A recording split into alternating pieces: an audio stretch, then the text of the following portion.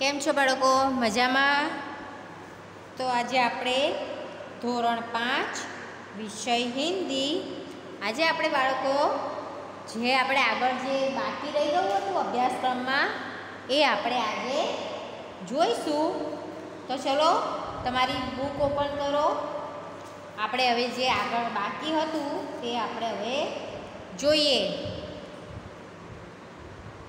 તો આપણે બાળકો જોયું હતું આપણે સોચ અપની અપની છે એના પ્રશ્નોના જવાબ જોયા હતા. પછી આ ચિત્ર ઉપરથી જે વાર્તા છે એ પણ આપણે જોઈ હતી અને આપણે થોડુંક બાકી રાખ્યું હતું. તો હવે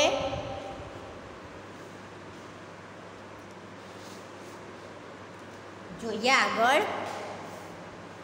व्यापारी ने क्या किया?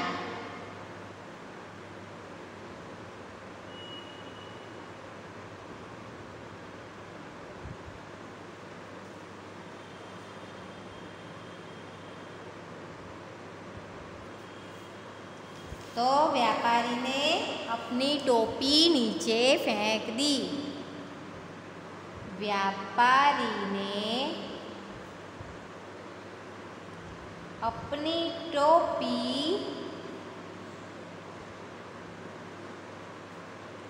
नीचे फेंक दी.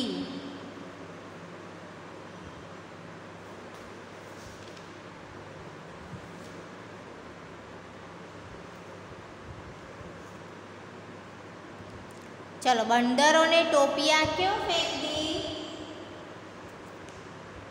तो बंदरों ने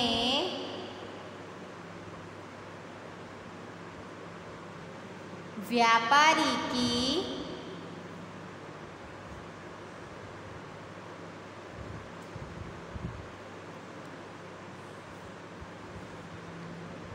नकल करके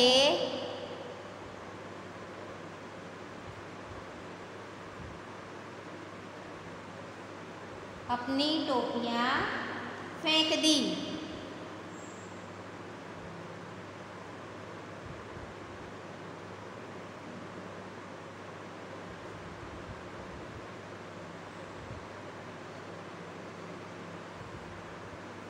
पछी व्यापारी क्या कर रहा है?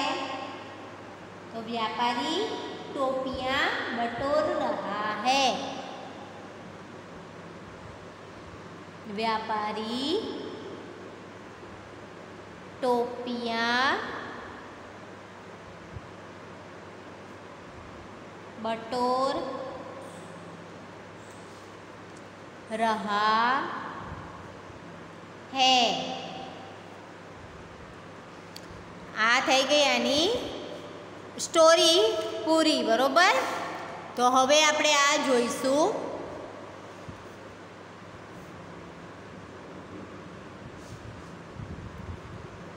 कि नीचे दिए गए चित्र के आधार पर 5 वाक्य लिखे. तो આપણે અહીંયા વાક્ય લખીશું. चित्र में, चलो बाળકો લખજો તમારી બુકમાં સાથે સાથે. चित्र में पेड़ और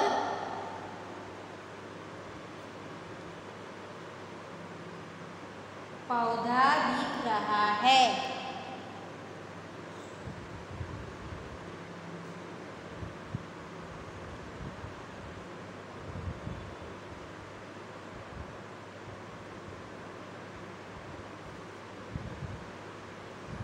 हरी घास भी है.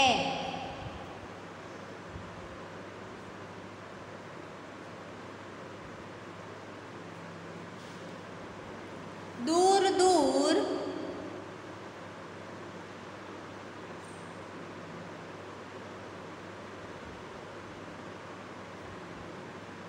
तीन पहाड़ खड़े हैं.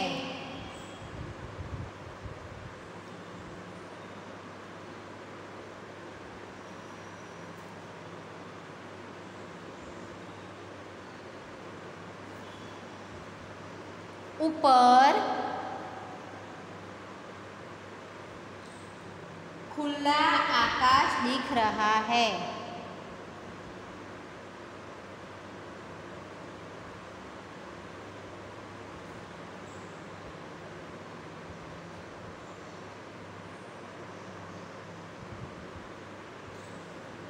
एक फिसलन पट्टी है।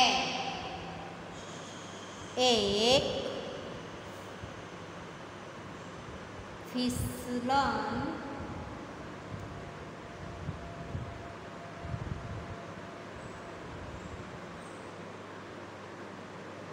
पट्टी है। फिसलन पट्टी की दूसरी ओर सीढ़ी है। फिसलन पट्टी की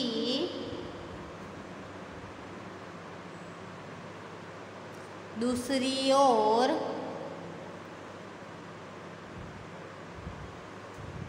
सीढ़ी है।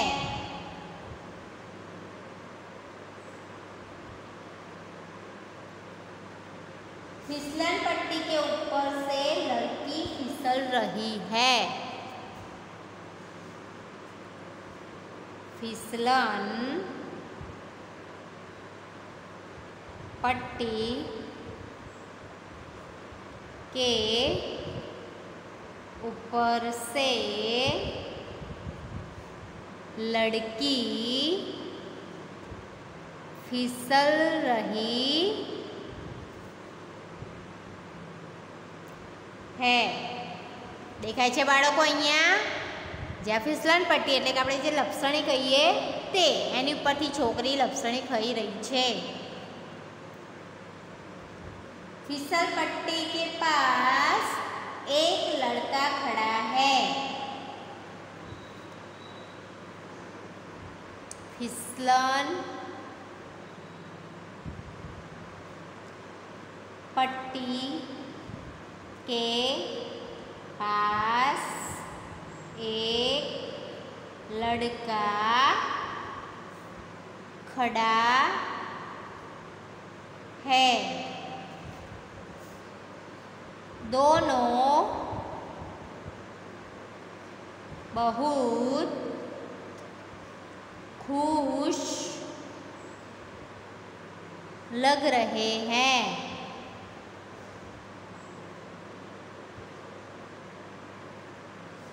बरोबर, आ थयो तमारो पेरेग्राफ। हवे आवे छे बाळको पुनरावर्तन। तो हवे आपणे पुनरावर्तन करीशुं।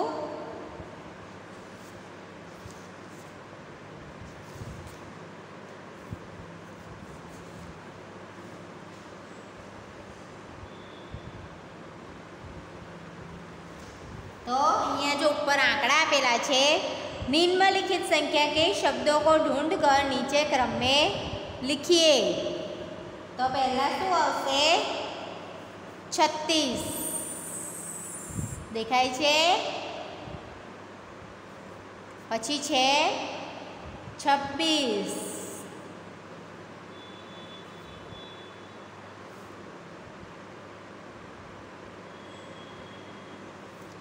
पछी छे 30, पछी 46,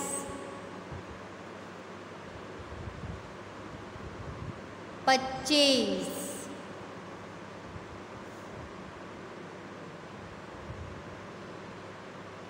44,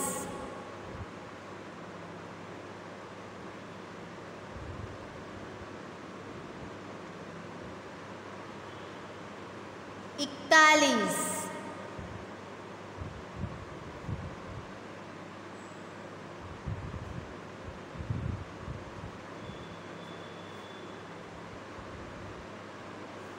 23, 32,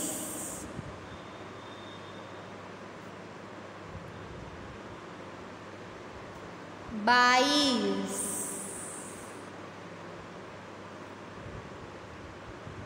45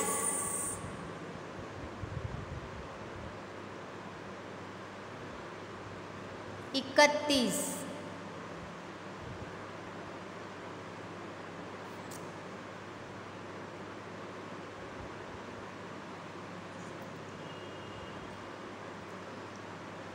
થઈ ગયું ને? હવે આ જે આપણે લખ્યા છે એ આપણે નીચે લખી કાઢીએ જવાબમાં, બરોબર?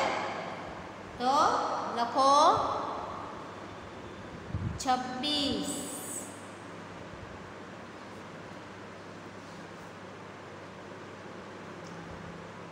25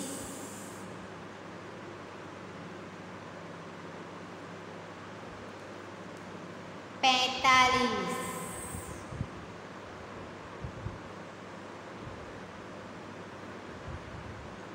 22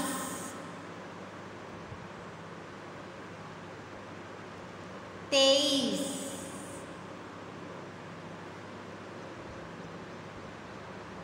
36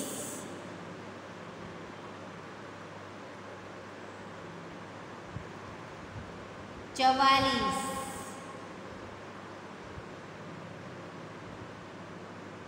46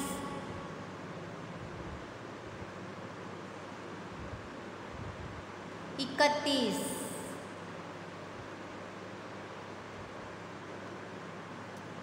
30 32 और लास्ट में है 41।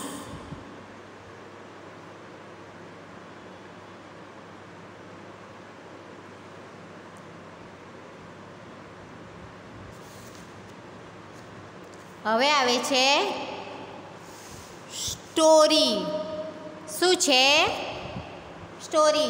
नीचे दिए गए चित्रों को देखकर कहानी पूर्ण कीजिए। कहानी पूरी करने में दिए गए शब्दों की मदद ले सकते हैं।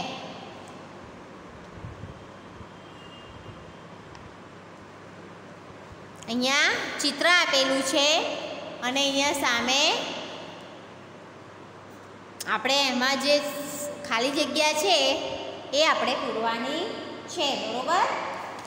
તો હવે આપણે જોઈએ, અહીંયા ઉપર શબ્દો આપેલા જ છે। આ જે ખાલી જગ્યા છે એ શબ્દો આપણે અહીંયા મૂકવાના છે, પણ ક્રમ પ્રમાણે કે ક્યાં કયો શબ્દ આવે એ પ્રમાણે। તો આપણે જોઈએ, एक बार की बात है, दो बिल्लियाँ थी, एक सफ़ेद छे आ रही અને એક काली। दोनों को क्या लगी थी? भूख। दोनों को भूख लगी थी। उन्हें एक क्या मिली? रोटी मिली। वे एक रोटी के लिए झगड़ने लगे।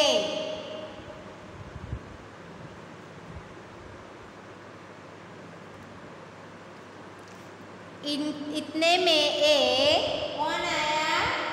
बंदर। वह क्या लाया? तराजू। उसने रोटी के 2 टुकड़े किए।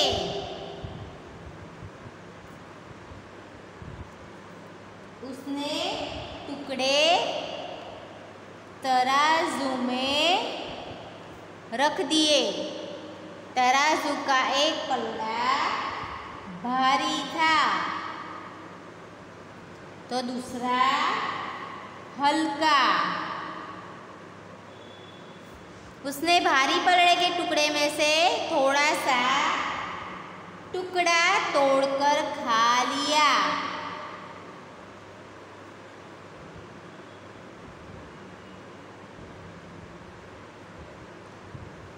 इस तरह उसने सारी रोटी खाली और दोनों बिल्लियों को बहुत पछतावा हुआ।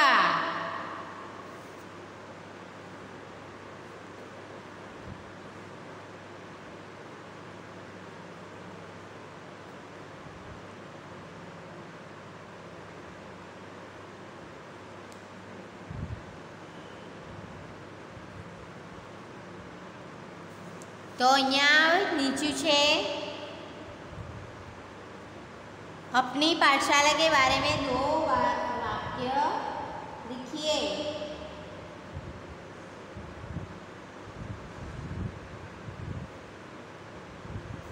आ આપણે હું તમને નિબંધ તરીકે લખાઈશ। ઓકે, હવે આપણે જોઈએ ન્યૂ લેસન चिड़ियाघर की सैर। तो હવે આપણે નવો લેસન ચાલુ કરીએ, चिड़ियाघर की सैर। तो चलो આપણે જોઈએ। इस इकाई में चिड़ियाघर के कुछ जानवरों के बारे में बताया गया है। चिड़ियाघर એટલે प्राणी संग्रहालय, આપણે जू कहीए છીએ ને તે। तो આપણે અહીંયા प्राणी संग्रहालय વિશે જોઈશું કે प्राणी સંગ્રહાલયમાં કયા કયા પ્રાણીઓ હોય છે, બરોબર? તો આપણે આપણું જે લેસન છે ચાલુ કરીએ।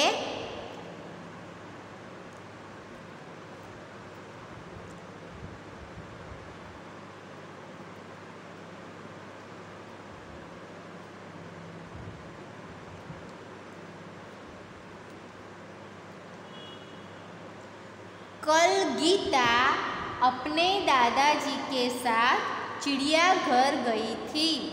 એટલે ગીતા નામની છોકરી છે એ તેના દાદાજી જોડે ક્યાં ગઈ હતી? चिड़ियाघर એટલે કે प्राणी संग्रहालय। उसने देखा कि शेर के पिंजरे के पास बहुत भीड़ थी। તેણે જોયું કે જે સિંહ છે એના પિંજરા જોડે શું હતું? બહુ બધી ભીડ હતી। शेर गरजा तो सब डरकर पीछे हट गए। ત્યાં ભીડ બહુ હતી એટલે શેર શું થયું? સિંહ શું થયો?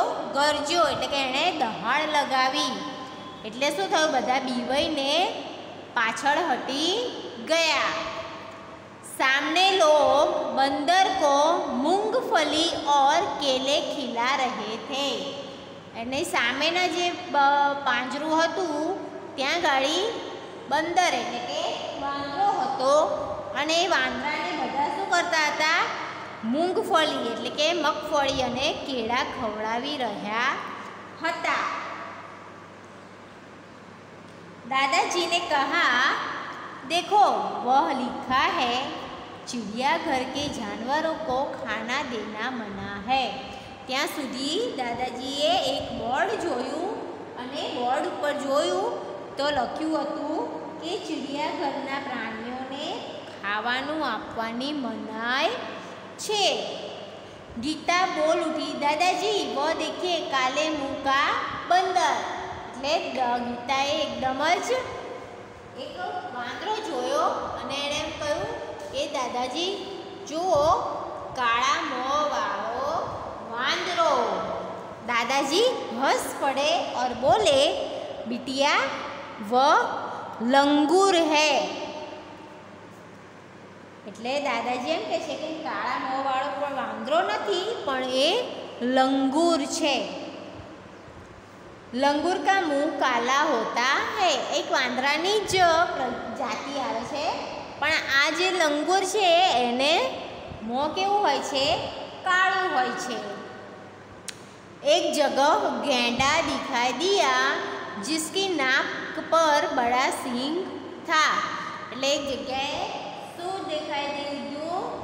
ગેંડો કે એની નાક પર શું હતું? બહુ મોટું सींगड़ू હતું। साथ वाले बाड़े में लंबी गर्दन वाला जिराफ धीरे धीरे टहल रहा था। એટલે કે બાજુના વાડામાં એક લાંબી ડોકવાળું જીરાફ ધીમે ધીમે ફરી રહ્યું હતું। गीता दादाजी को खींचते हुए आगे ले गई। એટલે ગીતા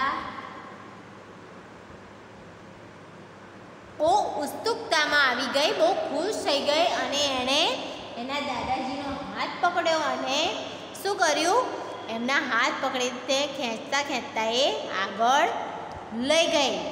વહાં ભાલુ દો पैरों पर खड़ा था। એટલે કે ત્યાં ભાલુ એટલે કે રીંછ બે પગ ઉપર ઊભો હતો। एक तालाब में रंग बिरंगी मछली और बतख तैर रही थी। एक तलाव છે ત્યાં ગાડી, એમાં રંગબેરંગી માછલીઓ અને બતક તરી રહ્યા હતા। गीता ने दादाजी को दूसरी ओर इशारा करके दिखाते हुए कहा, दादाजी दादाजी वह देखिए पत्थर चल रहा है। એટલે એ માછલીઓ અને બતક જોઈ અને બીજી બાજુ ઇશારો કર્યો ગીતાએ અને એમ કહ્યું કે દાદાજી દાદાજી જુઓ તો ખરા, આ પથ્થર છે એ ચાલી રહ્યો છે। दादाजी उससे समझाते हुए बोले, बिटिया यह कछुआ है। એટલે દાદાજી એમ કહ્યું કે બેટા પથ્થર નથી, આ કાચબો છે। जब इसे डर लगता है तो वह अपनी गर्दन और हाथ पैर अपने खोल में छिपा लेता है। એટલે કે કાચવાને જ્યારે પણ બીક લાગે છે ત્યારે તે પોતાની ડોકી એટલે કે આખું મોં અને એના હાથ પગ એ અંદર એ એના ખોલમાં છુપાવી દે છે, સંતાડી દે છે। खोल इसका रक्षक है। खोल एनो रक्षक छे। गीता दौड़कर आगे गई। एक बड़े तालाब में मगर तैर रहे थे। जैसे ही एक मगर ने मुंह खोला, गीता ने डरकर दादाजी को हाथ पकड़ लिया। તળાવમાં જોવે છે તો મગર તરતા હોય છે અને મગર જોવે છે, એક મગરે શું કર્યું, એનું મોં ખોલે છે તો ગીતા છે એ બીવાઈને શું કરે છે, એના દાદાજીનો હાથ પકડી લે છે। कुछ और आगे एक बड़ा सा पिंजरा था, उसमें बहुत सी चिड़िया थी। गीता ने खुशी से ताली बजाई और कहा, वह देखो हरियल। એટલે બધી એક મોટું પિંજરું હોય છે, ત્યાં બહુ બધા પક્ષીઓ હોય છે અને એમાં एक हरियल नामનું પણ પક્ષી છે। दादाजी ने कहा, हाँ और इधर देखो वह सफ़ेद वाला विदेशी कातुआ। विदेशी पक्षी ने શું કહેવાય, कातुआ। इसे कातुआ कहते हैं। विदेशी पक्षी है, इसे कातुआ कहते हैं। गीता चौंक कर बोली, दादाजी कुछ चिड़िया तो हमारे घर के पास भी दिखाई देती है, जैसे ये चिड़िया। पिछले साल पिकनिक पर हमने बाग में नाचता हुआ मोर भी देखा था। दादाजी ने गीता को बताया कि सबसे बड़ा पक्षी शुतुरमुर्ग है। वह देखो शुतुरमुर्ग पेड़ की छाया में खड़ा है।